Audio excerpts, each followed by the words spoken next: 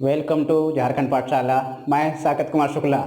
आज history honours के बारे में पढ़ेंगे। सिलेबस के बारे में क्या क्या है।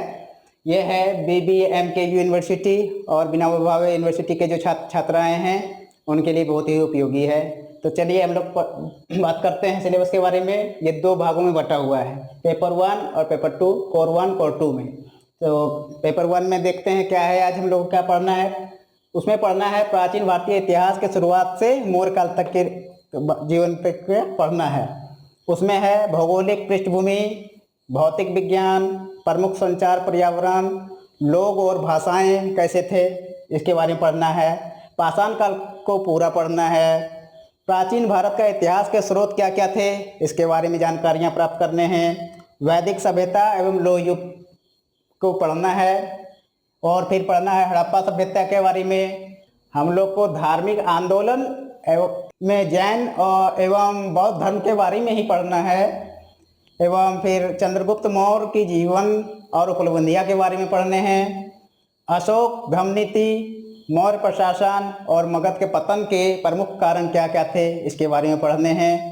सिकंदर के आक्रमण और उनके प्रभाव के बारे में पढ़ना है। यह सब सारा पेपर 1 में पढ़ना है। अब चलिए मैं आपको बता देता हूँ पेपर 2 में क्या पढ़ना है। चलिए अब हम लोग पेपर 2 के बारे में जानते हैं। पेपर 2 में क्या पढ़ना है। पेपर 2 में आधुनिक यूरोप के इतिहास के बारे में पढ़ना है। समय है 1789 से 1871 तक। इसमें क्या पढ़ना है, नेपोलियन बोनापार्ट के बारे में पढ़ना है। वियना कांग्रेस 1815 पढ़ना है। यूरोप का संगीत कार्यक्रम पढ़ना है। मैटरनिक सिस्टम के बारे में पढ़ना है। यूरोप में क्रांति 1830 से 1848 तक जो भी क्रांतियाँ हुए हैं उसके बारे में पढ़ना है। नेपोलियन थर्ड का घरेलू और विदेशी नीति क्या थे इसके बारे में भी पढ़ना है।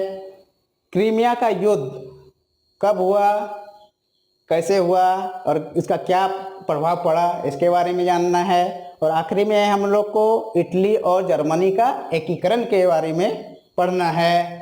ये सब इसी चैनल पे आप सभी को पढ़ाया जाएगा। कृपया आप सभी चैनल को सब्सक्राइब करें और अभी अपने सहपाठियों के साथ शेयर करें। जय हिंद, जय भारत।